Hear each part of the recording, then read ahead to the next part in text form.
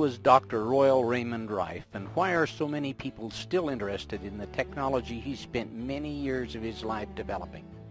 In this documentary, you will learn about a brilliant and gifted man who developed the world's most powerful optical microscopes, which overcame the limitations of standard research microscopes, and who discovered a way to destroy deadly microorganisms using coordinative resonance. Though he died in 1971, interest in his discoveries did not.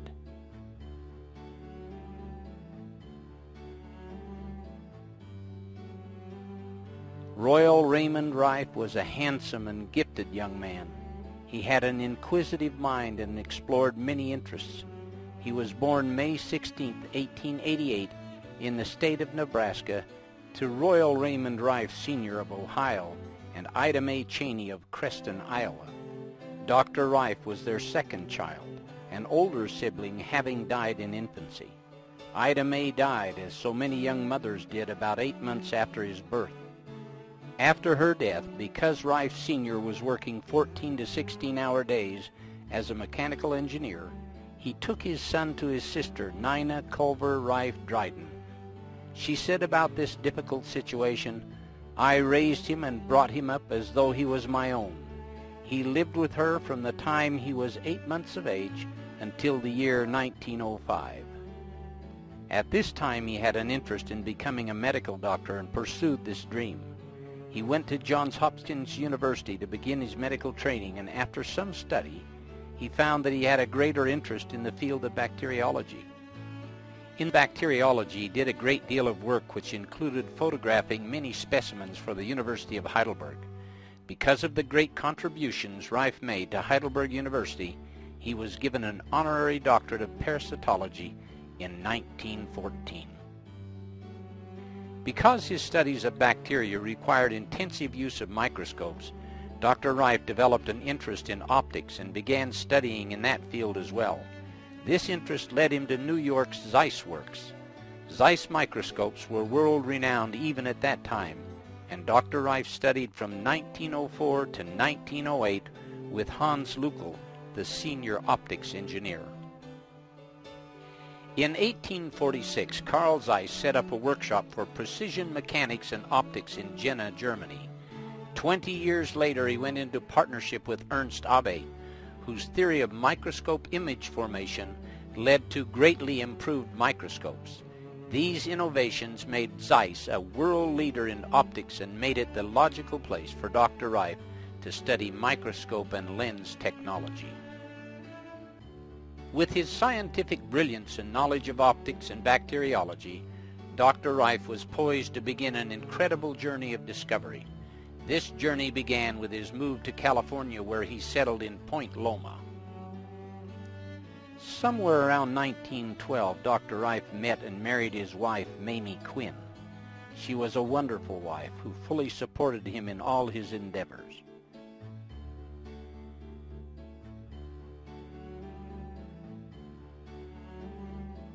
Because jobs for bacteriologists were scarce, Dr. Raiff took a job as chauffeur for Henry Timken of Timken Bearings. As his chauffeur, Dr. Raiff became good friends with Henry Timken, and Timken became very impressed with Raiff's knowledge. Dr. Raiff had also become an accomplished machinist, and Henry Timken had a great love of racing boats. So he had Raiff build the motor for his newest boat named the Kitty Hawk. This boat was built to compete in open sea endurance races of 100 miles. The motor Dr. Raiff machined produced 2,700 horsepower, which was amazing for 1915. The boat went on to win the race, sustaining 87 miles an hour for 100 miles.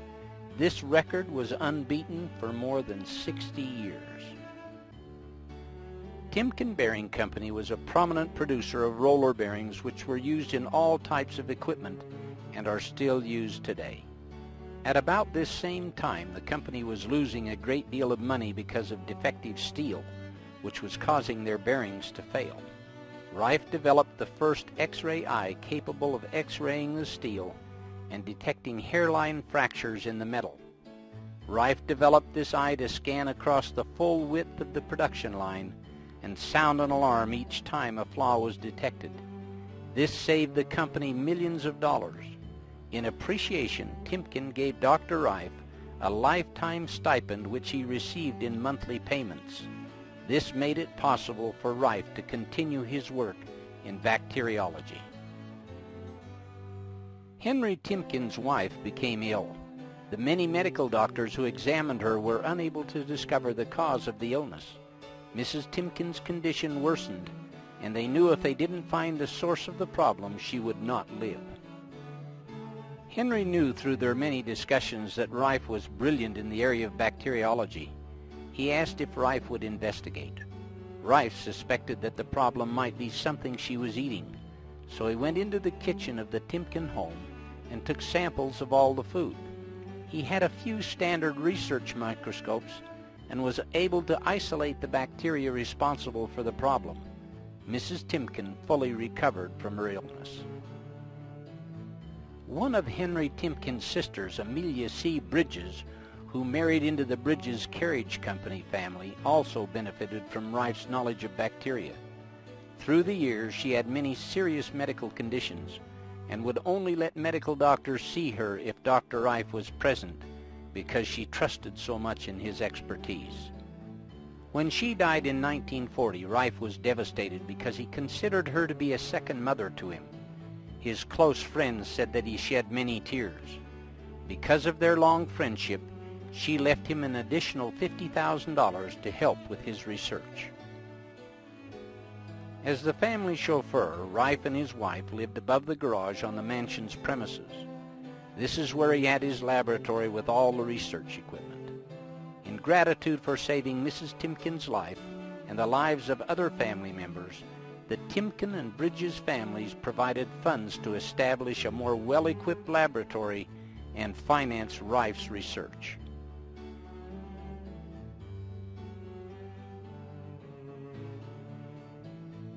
From 1915 to 1920, Raiff worked in his private lab identifying and classifying disease-causing microorganisms. By the end of 1916, he was frustrated with the standard research microscope because of the limitations in magnification. Standard research microscopes at that time, like the ones today, could only magnify a microorganism up to 2,500 times diameter. Dr. Raiff felt that with this limitation, he would never be able to find the true cause of many diseases. Raiff began his work using frequency instruments in 1921. He told a reporter in a May 6, 1938 Evening Tribune article that he also experimented with electrical stimuli on the various microorganisms, and he noticed the individualistic differences in the chemical constituents of disease organisms, saw the indication of electrical characteristics, and observed electrical polarities in the organisms. Random speculation on the observation suddenly stirred in his mind a startling, astonishing thought. What would happen if I subjected these organisms to different electrical frequencies, he wondered. With this revolutionary thought, he began to gather all the necessary instruments such as microscopes, frequency generators, tubes, and bacteriological equipment, cages for guinea pigs, cameras, and machinery to build his own designs. Lee DeForest, the father of modern vacuum tubes, who was an important contributor to early radio technology, helped to build many of Raiff's early frequency instruments. Raiff found through arduous experimentation, looking through the microscope as he applied various frequencies, that he was able to kill these microorganisms, proving his theory to be correct. In order to determine which frequencies would kill a particular organism, it was absolutely essential that he be able to see the organism in a living state so that he could observe the effect of various frequencies.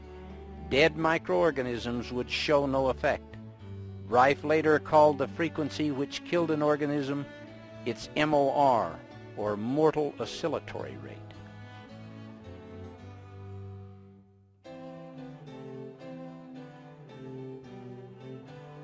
The next step was to solve the problem of high magnification called the Fraunhofer diffraction limit.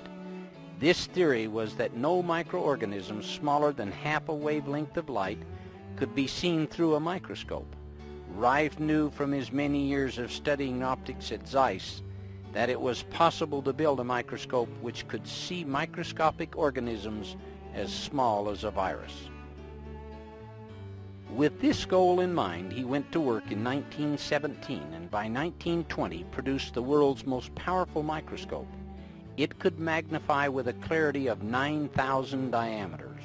Dr. Raiff said that this microscope could go clear up to 17,000 diameters, but not with any more clarity. Using this microscope over the next 9 years in his private lab, he advanced further in the field of bacteriology than any scientist had ever done before. That instrument we used up until 1931. It was a lens microscope, and all of the air was excluded from the body and replaced with glycerin. The lenses were homogeneous with glycerin all the way through the whole thing, and the result was that in allowing the rays to separate and not cross in the interference band of reflection, such as they do in the ordinary standard tube of the regular research microscope, we held them apart, we separated them, and then brought them back together and picked them up again at a needle point. But, as I say, the resolution of this instrument beyond about anywhere from 9 to 10,000 times dropped off decidedly rapidly. We could go up on some occasions, on some preparations, up to 17,000 times, but we didn't consider the resolution anything out of the ordinary beyond about 8 or 9 or 10,000 times, depending entirely upon the specimen we were examining. Through the 1920s, Dr. Raiff isolated many different organisms and was working on tuberculosis. He was successful in killing the rod form with his frequency instrument. But like Bone and Robert Cook before him, who were able to destroy the rod form of tuberculosis with vaccines and antitoxins, Raiff's laboratory animals also died. This caused Raiff to believe that there was an additional virus that was released when the rod form of the bacteria was killed. In his continual search for a way to see viruses, Dr. Raiff theorized that many microorganisms were not able to be seen because they were smaller than the molecules of the existing acid or aniline dye stains. Throughout his work, Raiff had noticed that every living thing is made up of chemicals and has its own unique chemical constituency. In his lab, he had been using a spectrographic microscope that could identify the chemicals in an organism by the color refraction index. Knowing that each chemical, when illuminated, gave off a specific color of light, he conceived the idea of staining the virus with light.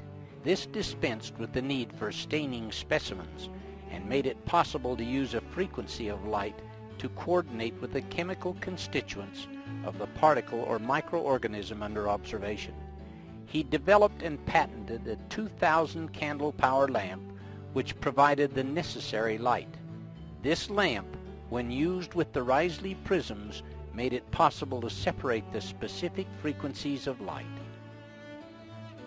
In an article in the June 1931 Popular Science magazine, the method of lighting was explained. An electric light of 2,000 candle power falls upon the center of this microscopic movie studio, a tiny spot on the thin slab of transparent quartz that bears the germs. Above it, 16 of the finest quartz lenses obtainable, immersed in glycerin, magnify the dimensions of each germ 12,000 times. Designed by Raiff himself, this apparatus is one of the most powerful microscopes in the world. Its magnification compares with the 2,000 diameter enlargement of microscopes commonly used in research laboratories and in medical examinations. The November 21, 1931 LA Times had an article also explaining Dr. Raiff's use of light. Due to the fact that images are borne to the eye by light waves measuring about 1/51,000th of an inch in length, it has been supposed that no object considerably less than that in length would be seen by the human eye. By the use of quartz prisms, It is understood that Dr. Raiff has broken up the light waves, making it possible to bring impossibly small objects to view. Through the new microscope, according to estimates, an object measuring 1/100,000th of an inch in diameter would be magnified to appear 1/6 of an inch in diameter. Another California newspaper article dated December 12, 1931, entitled "Newest Microscope Will Trail Unknown Germs to Their Lairs," says, Dr. Raiff said that parts for his microscope were made in many parts of the world. He said he used quartz glass entirely because it allows from 48 to 50% more light than other kinds of glass. He said he uses a 2,000 candle power illumination unit with the instrument. The beam of the light is cold, he said, and he has had a living specimen under it for 5 or 6 hours without evaporation from heat. With this new capability of staining microorganisms with a frequency of light that coordinated with their chemical constituents, Raiff was able to see the virus form of tuberculosis which was released when the rod form was destroyed. He was then able to find the frequency which would kill the virus. For instance, our tubercular work. I worked a great deal on that. I isolated a virus from tuberculosis, which I consider is what was heretofore known as the so-called poison molecular bomb that Ron of Ann Arbor here 34 years ago isolated. He didn't isolate the organism, but he isolated a chemical particle. So, some of our known work go back to the time of Pope when he originally isolated the virus of tuberculosis. He produces vaccines and antitoxins that would kill the bacillus of tuberculosis, but it would kill the patient simply because with any known method or means that you release from this tubercle bacillus, this virus or this so-called poison molecule bomb, it reacts upon the dead body of the rod and produces toxemia and death. 100% in your experimental animals and your patients also. But we find an electronic frequency that we was experimenting at that time with our device where we kill these different bacteria by this electronic frequency.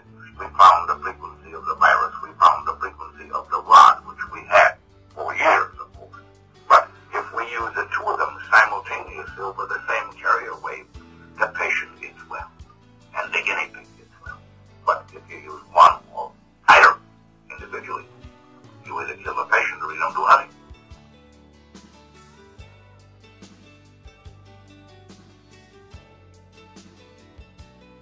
Although Raiff worked quietly in his lab, word of his accomplishments began to leak out to men in the medical community. A reporter from the San Diego Union got wind of Raiff's discoveries, and following an interview about his amazing microscope, an article appeared on the front page of the paper on November 3, 1929. The headline read, "Local Man Bears Wonders of Germ Life." The article went on to describe photos of several microorganisms Raiff had isolated and filmed. After this article, he was featured in many other prominent newspapers and magazines. As news of his accomplishments spread, doctors and bacteriologists from all over the world eventually came to San Diego to see for themselves the microscope and the new discoveries they had been hearing so much about.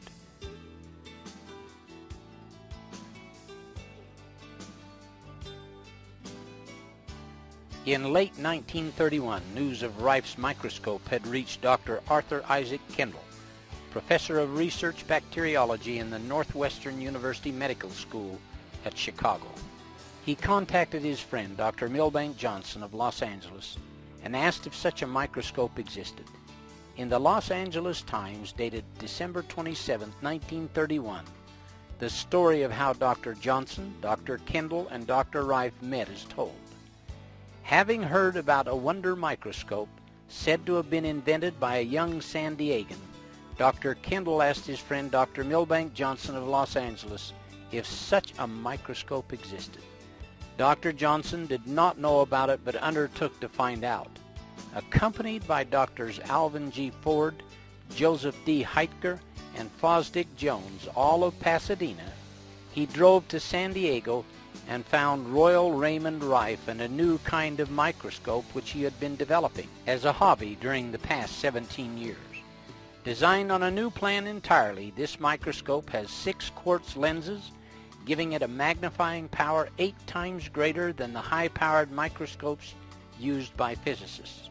Dr. Milbank Johnson arranged for Dr. Kendall and Dr. Raiff to get together at the Pasadena hospital. This meeting between Raiff and these doctors was an important milestone in his work.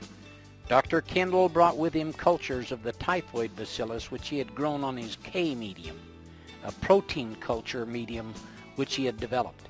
This medium enabled the filterable virus portions of a bacteria to be isolated and to continue reproducing without the need of living tissue for reproduction. There was and still is an ongoing disagreement about whether bacteria could change from a filterable virus-sized form to the normal bacillus which can be observed through a standard microscope. I eventually built my first high-powered microscope with that instrument. Arthur Kendall and I, working jointly in the Pasadena General Hospital, succeeded in isolating what we classify the first filterable form of bacteria ever seen. It was isolated from the Bacillus typhosus from cultures that Dr. Kendall brought from his laboratory in Northwestern University in Chicago. And we succeeded definitely in isolating a filterable form of that bacteria. We succeeded in isolating this organism using a Kendall media. It's known as Kendall media. Now that is what Kendall used for the isolation or bringing out this Bacillus typhosus in the filterable state, which is published in the Californian Western Medicine in 1931, our joint report on that.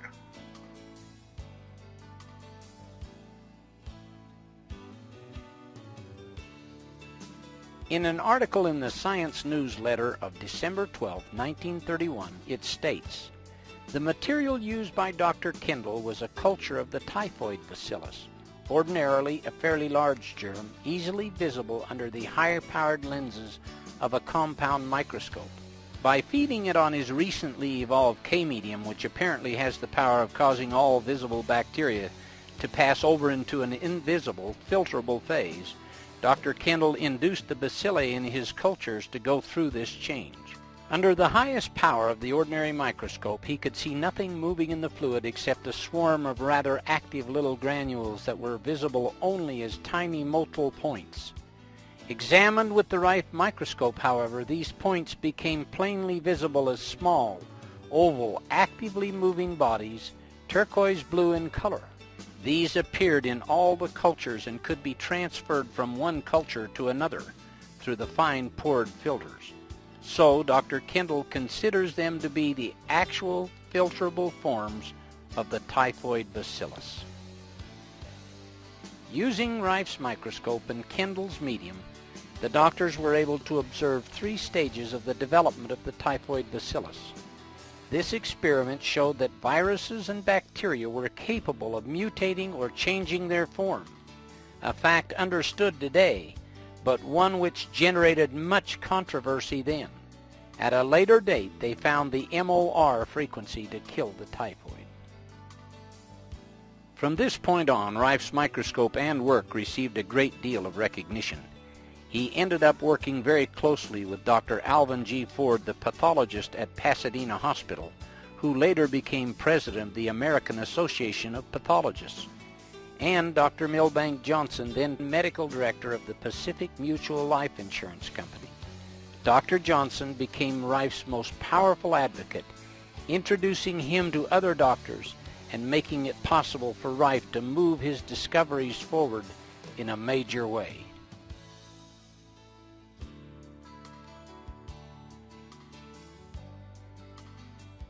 Dr. Johnson was so impressed with Dr. Raiff's work and the future medical implications of his frequency instrument, he held a dinner at his Pasadena estate in Raiff's honor, which was billed as the end to all disease.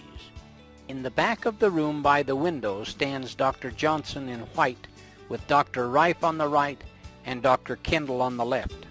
Among these doctors were Alvin G. Ford and Joseph Heitger, who had gone with Dr. Johnson to meet Raiff at his lab. In the summer of 1932, Raiff went to Chicago with his microscope to work with Kendall.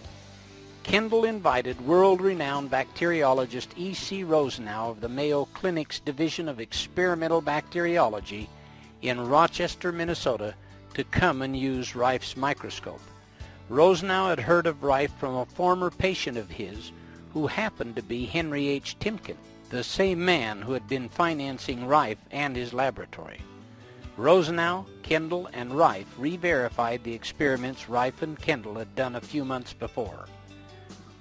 I worked for Miss Rosenau. He worked with me. I worked with him, whatever you call it, 14 years on poliomyelitis. He worked entirely on the brain emotion. He was the head of the Department of Research Bacteriology of Mayo in Rochester, and he said, they want me to scrap the work. I said, hold everything. So I was going back to work with Arthur Kendall at Northwestern University at that time. We checked on some of the previous work we'd done the year before. I said, I'm coming back. I said, bring your trash down. We went through it. I found it in the spinal fluid. He'd been working 14 years on the brain emotion, and he was a great surgeon on streptococcus. Everything with streptococcus was Rosenau. And of course, he worked almost entirely on antitoxins and vaccines. The albino rabbit was the only one that was susceptible to the true inoculation of the poliomyelitis.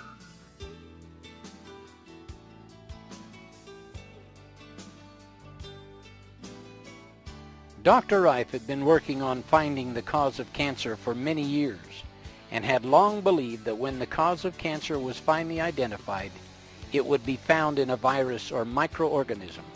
He had spent many years looking for this microorganism with his microscope.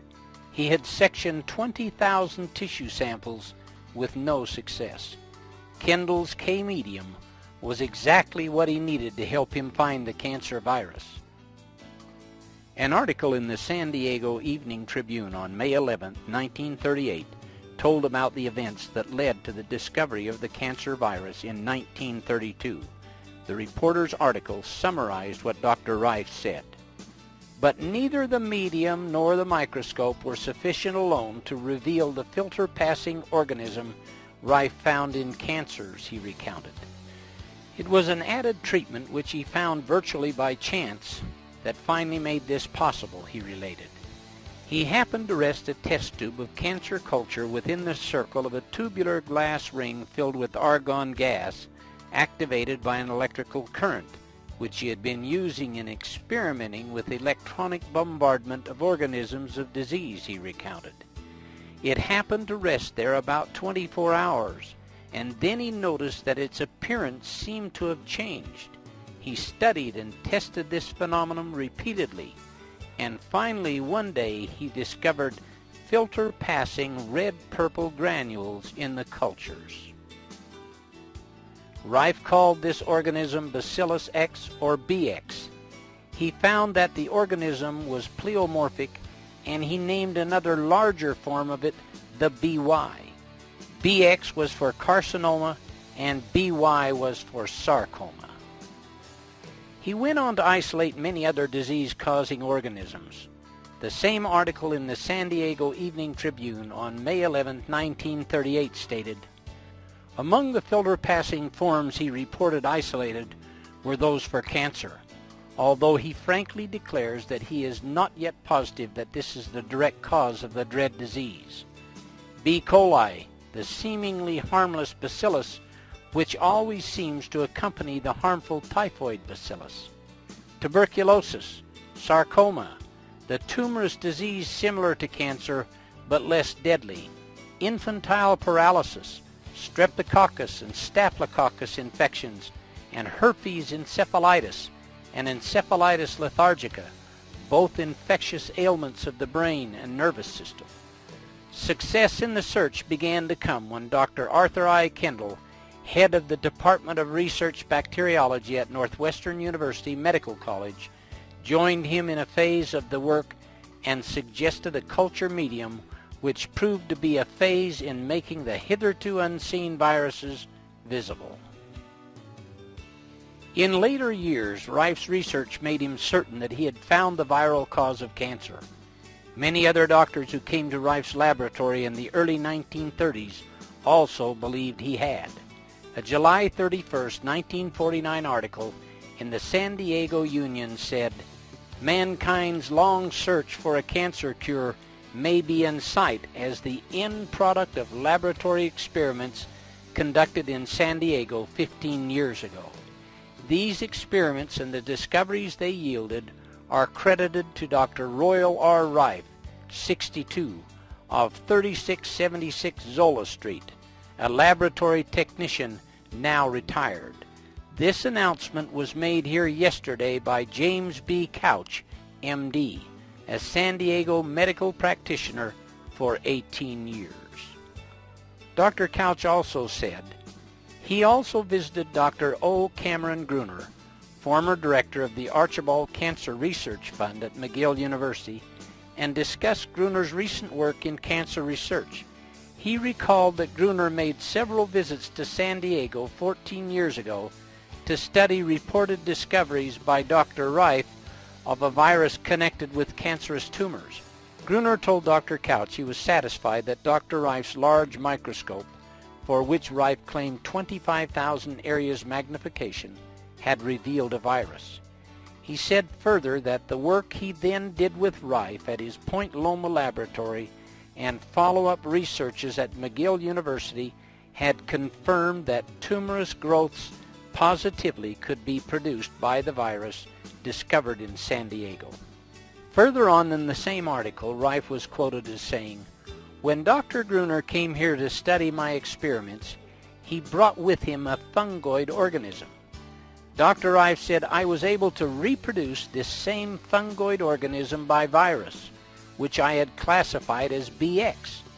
I was also able to distill my virus back from the fungoid organism. I produced cancer in hundreds of animals. I completed the cycle from virus to cancer and back 104 times. I discovered that the virus organism gets in the blood of the victim at one stage of the growth." As far back as 1920, I conceived the idea and the possibility of when the causative agent of malignancy, so-called cancer, would be discovered and found and proven that it would be caused by a microorganism. Of course, the reception that I received that far back from the medical profession and scientists was nil, but I kept at the work and I succeeded in eventually isolating a virus. First, I began sectioning tissues of every known type of malignancy. I sectioned over 20,000 of those, cut them down with a special microtome to very thin. Some of them were only a micron in thickness. I studied those under the microscope, and I eventually built my first high-powered microscope for the purpose of analyzing and checking those sections. Arthur Kendall and I, working jointly in the Pasadena General Hospital, succeeded in isolating what we classify the first filterable form of bacteria ever seen. Now these filterable forms are very minute in size. The smallest of all is the one from the BX, which we isolate from cancer. But that is the smallest, and it's less than a 1/20th of a micron in dimension and highly motile. We succeeded in isolating this organism, this BX, using a Kendall media.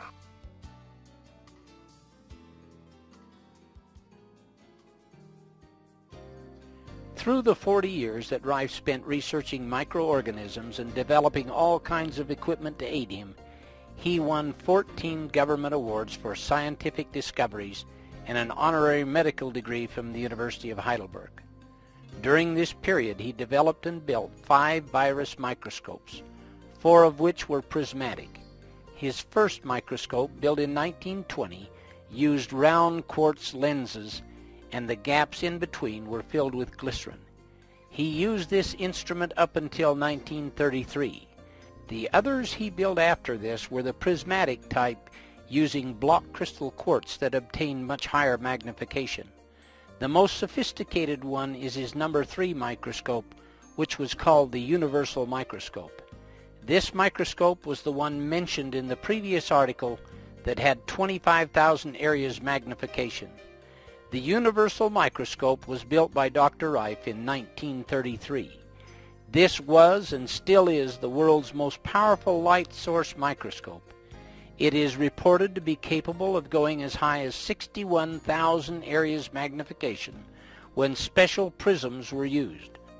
The electron microscope, though more powerful in magnification, kills the specimens so you can't observe their live reactions. In many cases, a fragile virus will be completely destroyed by the electron bombardment, and all that will be left is debris. The universal microscope, like all of Dr. Raif's microscopes, allows observation of living organisms at varying magnification. The Journal of the Franklin Institute of February 1944 gave an in-depth description of the universal microscope. The universal microscope, developed in 1933, consists of 5,682 parts and is so called because of its adaptability in all fields of microscopical work, being fully equipped with separate substage condenser units for transmitted and monochromatic beam, dark field, polarized, and slit ultra illumination, including also a special device for crystallography, the entire optical system of lenses and prisms, as well as the illuminating units are made of block crystal quartz, quartz being especially transparent to ultraviolet radiations. The illuminating unit, used for examining the filterable forms of disease organisms, contains 14 lenses and prisms, 3 of which are in the high-intensity incandescent lamp, 4 in the Risley prism, and 7 in the achromatic condenser. Between the source of light and the specimen are subtended 2 circular, wedge-shaped block crystal quartz prisms for the purpose of polarizing the light passing through the specimen. A monochromatic beam of light corresponding exactly to the frequency of the organism is then sent up through the specimen and the direct transmitted light, thus enabling the observer to view the organism stained in its true chemical color and revealing its own individual structure in a field which is brilliant with light. The objectives used on the universal are a 1.12 dry lens, a 1.16 water immersion, a 1.18 oil immersion, and a 1.25 oil immersion. The rays of light refracted by the specimen enter the objective and are then carried up the tube in parallel rays through 21 light bends to the ocular, a tolerance of less than 1 wavelength of visible light only being permitted in the core beam. The rays start their rise parallel to each other, but just as they are about to cross, a specially designed quartz prism is inserted which serves to pull them out parallel again, another prism being inserted each time the rays are about ready to cross. Thus, the greatest distance that the image in the universal is projected through any one media, either quartz or air, is 30 millimeters instead of the 160, 180, or 190 millimeters, as in the empty or air-filled tube of an ordinary microscope. Under the universal microscope, disease organisms such as those of tuberculosis, cancer, sarcoma, streptococcus, typhoid, staphylococcus, leprosy, hoof and mouth disease, and others may be observed to succumb when exposed to certain lethal frequencies, coordinated with the particular frequencies peculiar to each individual organism and directed upon them by rays covering a wide range of waves. Because the universal microscope had the ability to use all type of microscopical work, it was very complicated.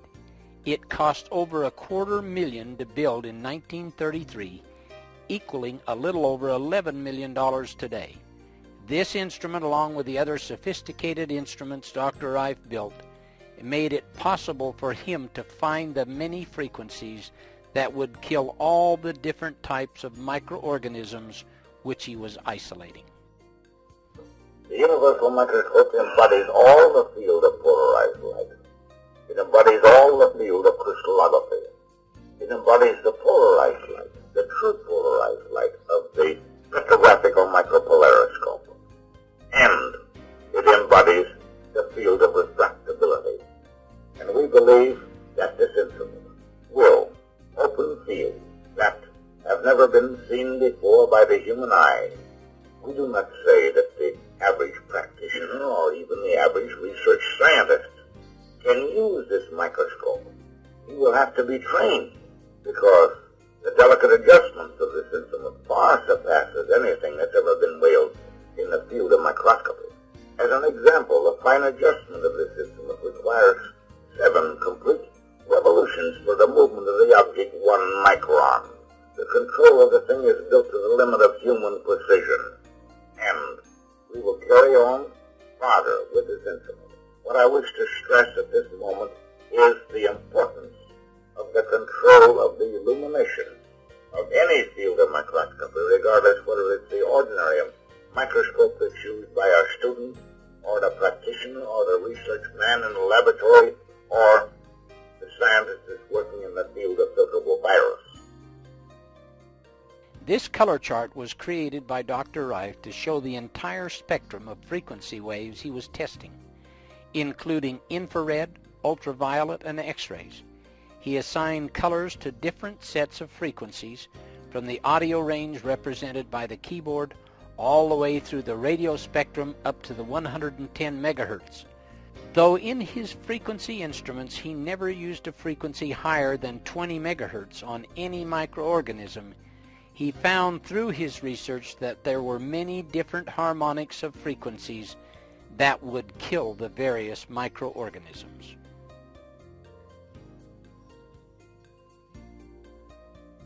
This is an original film showing Raiff's lab and the isolating of the cancer virus.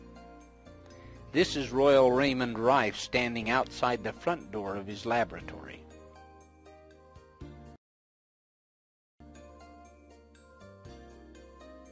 When Raiff isolated the cancer virus in 1931, he took an unulcerated human breast mass from the Paradise Valley Sanitarium and Hospital, donated by Dr. R.T. Hammer, who was the assistant superintendent. Portions of this tumor were cut out and filtered through a triple-aught porcelain Berkefeld filter, which gave about 10 micron filtration. The virus could readily pass through a filter of this degree of tolerance. The test tubes that are shown here were irradiated for 24 hours with argon gas. This irradiation caused the virus to become virulent. Raiff could then grow tumors in weeks instead of months. The argon gas ionized the virus, and to counter this, the test tubes were placed in a 2-inch water vacuum and heated at near body temperature for 24 hours. This method of ionization and oxidation brought the chemical refraction of BX out of the ultraviolet and into the visible band of the spectrum. Every time one test tube disappears, it means there's an elapsed time period of 24 hours.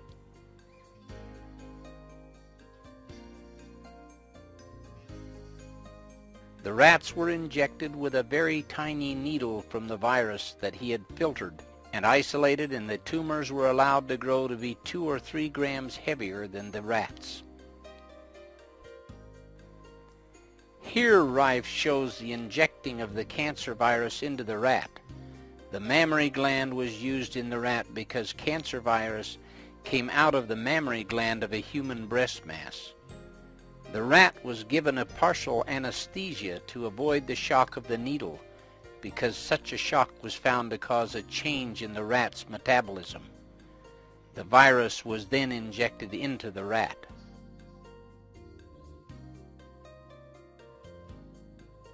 Raiff would then allow the cancer tumors to grow. Here you can see the large tumor in the rat. He would surgically remove the tumor and treat the rat with his ray tube instruments. The frequencies would devitalize the cancer virus without harm to the animal's cells or to the rat. Raiff used special glasses with high magnification during his operations. in order to perform the fine details of the tumor removal.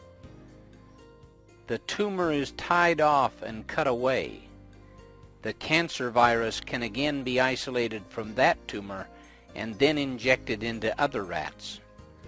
Raiff went through this procedure 411 times to prove that the virus he isolated was the cause of the cancer tumor.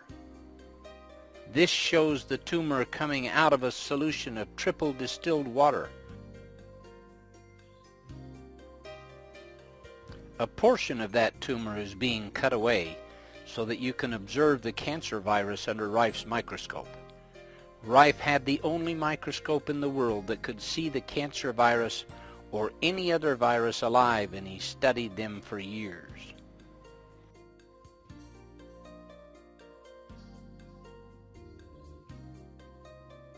This is triple distilled water going in, and he is going to gently grind up the cancer tumor to extract the virus.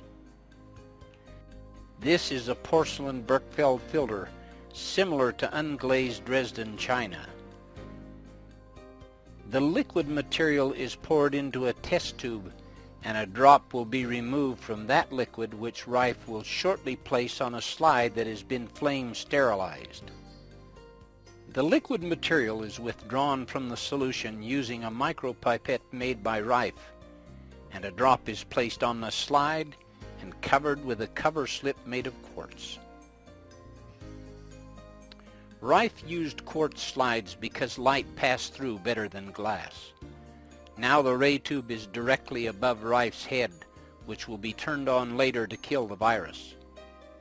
The black instrument to the left of Raiff is the ray tube instrument and consists of a transmitter which Raiff could tune the frequencies which he knew would kill the virus, just like an opera singer's voice can shatter glass.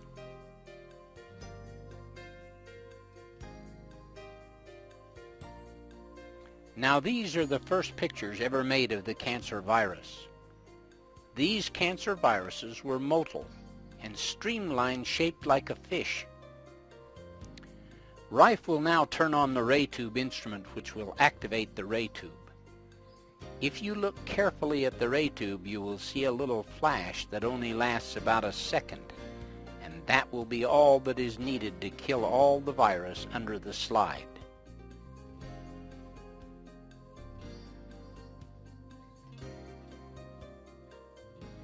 This shows the virus after it had been treated with the ray tube, which has a resonant frequency that killed the virus, and they are all clumped together in the field of the microscope.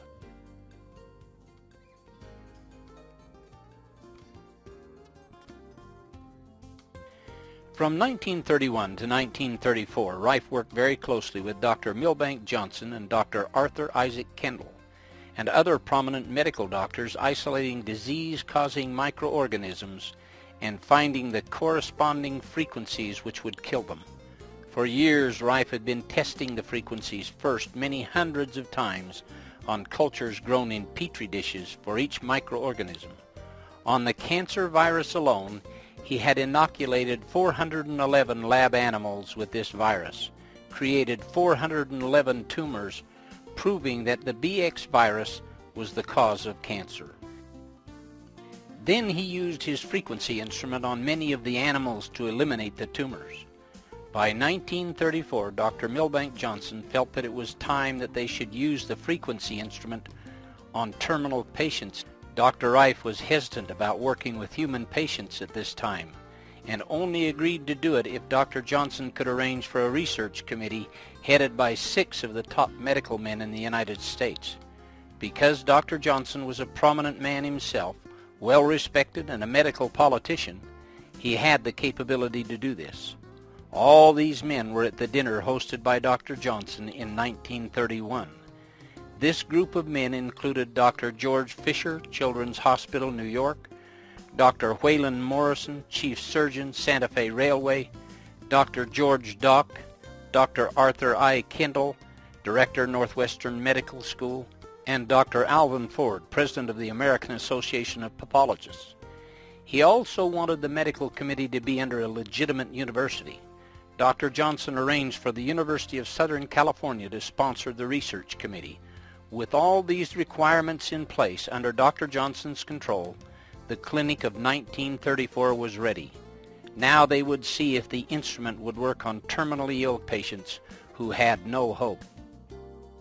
The clinic lasted approximately 70 days and was held at the Ellen Scripps home near the Scripps Institute Annex in La Jolla. At the end of the 70 days, the research committee pronounced 14 out of the 16 patients clinically cured, a success rate of 87.5%.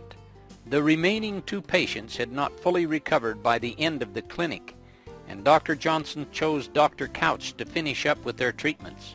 60 days after that, those patients had completely recovered as well. One sad note is that one of the patients who had recovered from the cancer gorged himself on sardines and other food. He had an adverse reaction, and it caused his liver to swell and rupture at the place where the tumor had been. Dr. Couch said the autopsy showed he had hemorrhaged to death, but there was no evidence of any cancer. We had a clinic in 34 in La Jolla. Dr. Novak Johnson, a friend of mine, that was in Los Angeles. Well, he was one of the big brands of the Pacific Mutual Life Insurance Company, a multimillionaire. Incidentally, he was a medical politician, and he had the big whip. He could kind of show these boys in shape a little bit. And so we had this clinic. I didn't want to go it, but he said, all right, let's go ahead. That was just shortly after Miss Ellen Scripps died out there, and he rented a whole Ellen Scripps home. We run a clinic out there. We was there 90 days. We actually run a clinic about, I would say 70 days.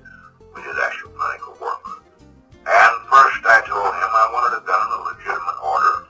First I told him, I said, I want you to surround on this committee with us a group of 6 of the biggest men you can pick in the United States. I said, you're a politician enough, you can do that.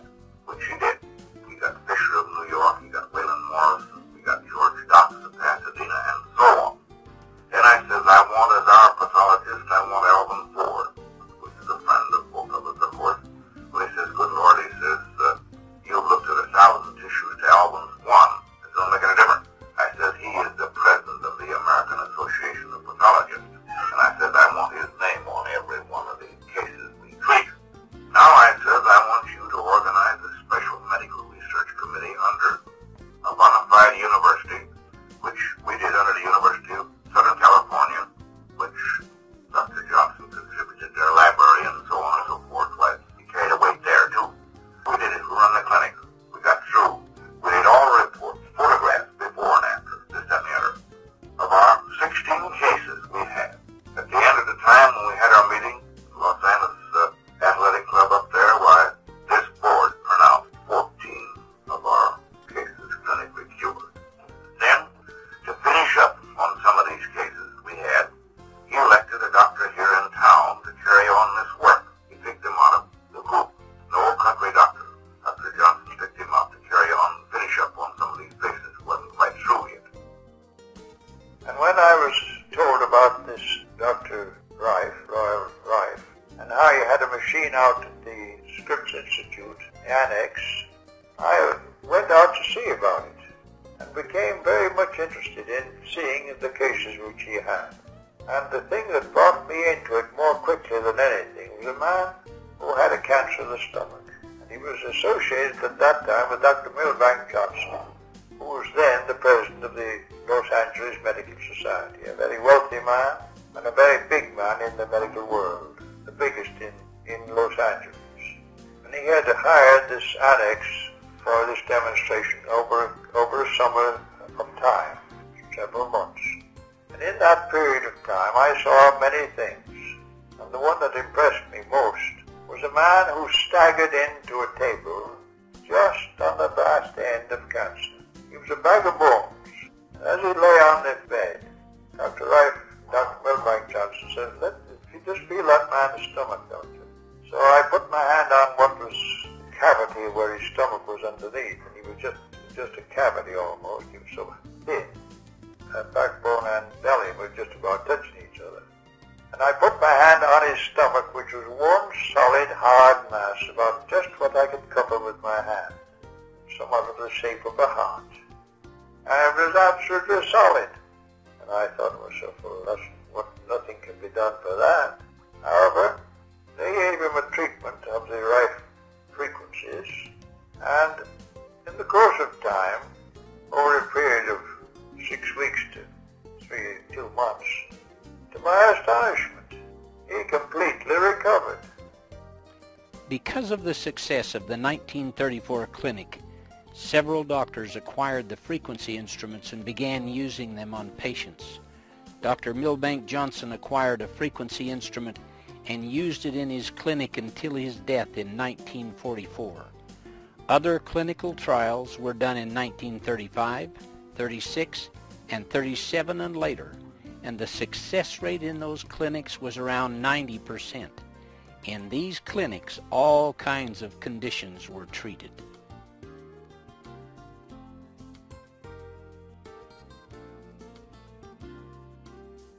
The instrument used in the 1934 clinic had its origins when Raiff began his experiments on the effect of frequencies on microorganisms.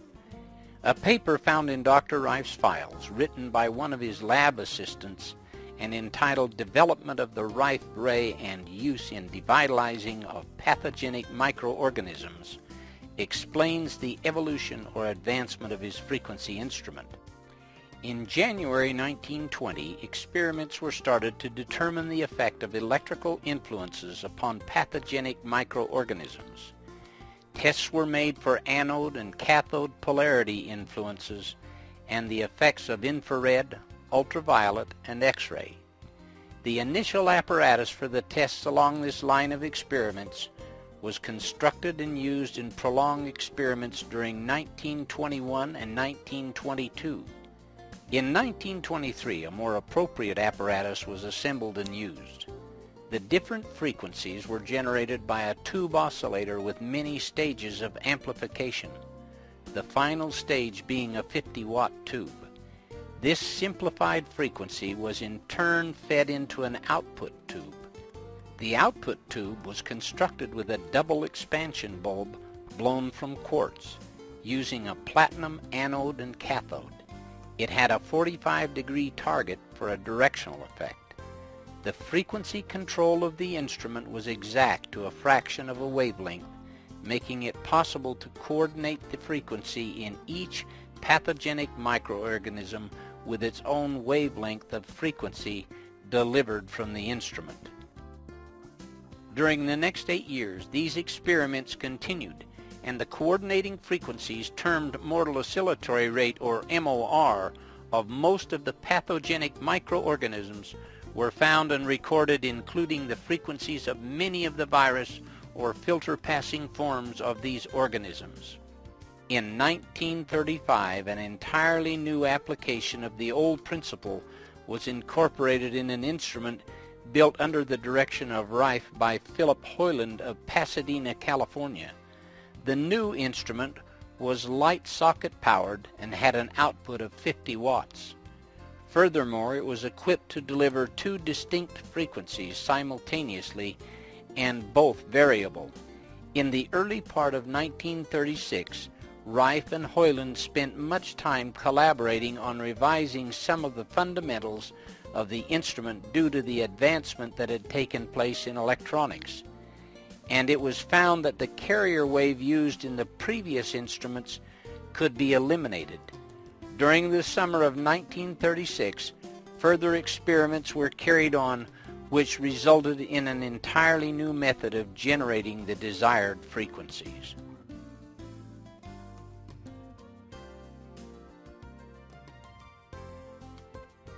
By 1937, several men, including Philip Hoyland, Dr. Couch, and Ben Cullen, a longtime friend of Raiff, came to Dr. Raiff with the idea of starting a company that would have the right to build and sell the frequency instruments to doctors worldwide.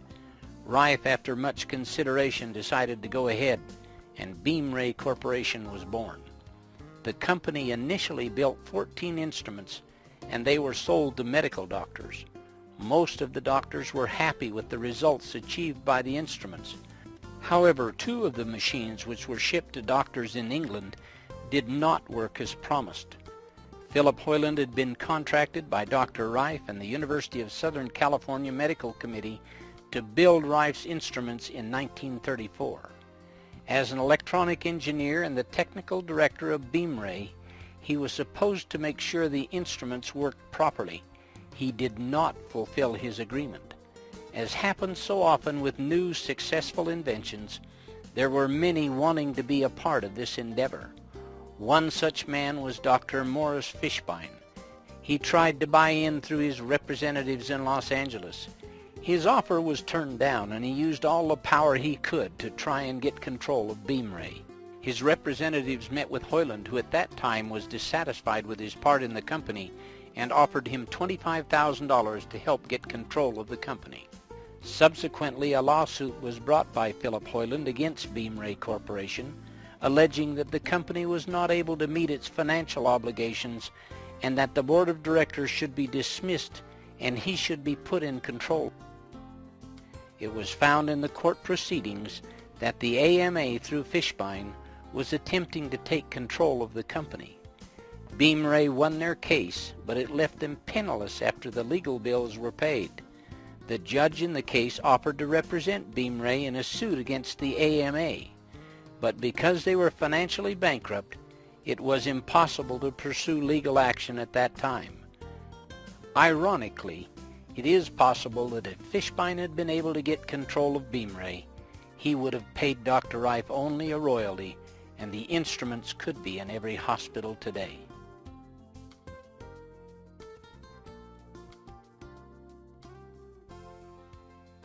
After the trial, Dr. Raiff went back to his research work in his laboratory. Penicillin was the first antibiotic to be discovered and put on the market.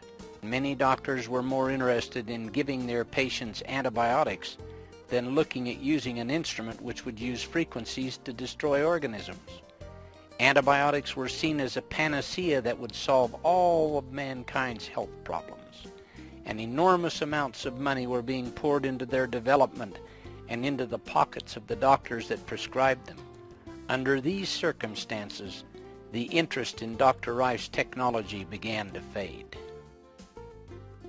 Use of Raif's discoveries from 1938 to 1944 continued quietly among a few doctors who had his frequency instruments.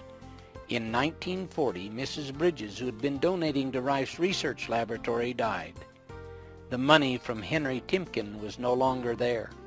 Dr. Milbank Johnson died suddenly in 1944. His influence had made it possible for the doctors to use the frequency instruments. With his death, pressure was put on these doctors to use antibiotics, which were considered the conventional medical treatment for disease. They were told not to use the frequency instruments anymore. Raiff eventually closed down his lab.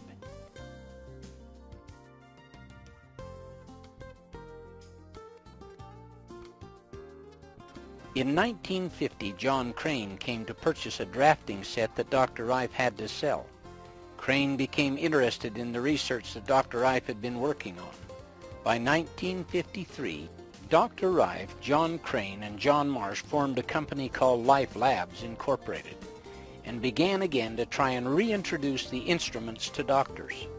Antibiotics and many other drugs were not giving the results that had been anticipated, and new doctors were more willing to take a look at Raif's frequency instrument. During this time, John Crane and John Marsh began working on a revolutionary new, smaller, portable frequency instrument that would be less expensive than the current ray tube instrument. At that time, the ray tube instrument cost $7,500, which was equivalent to the cost of an average home. Even doctors found it expensive to purchase.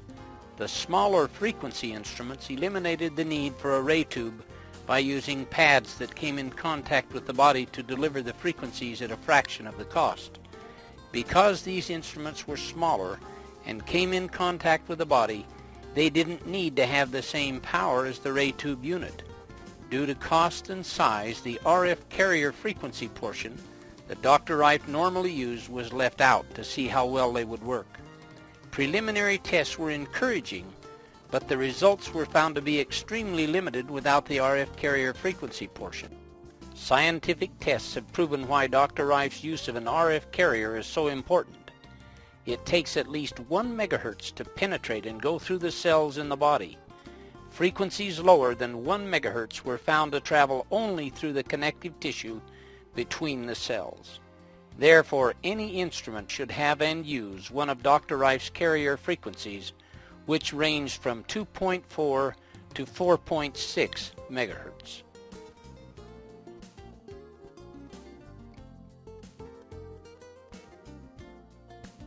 In spite of all the encouraging results, the same pressures experienced by doctors after Dr. Johnson's death came into play again.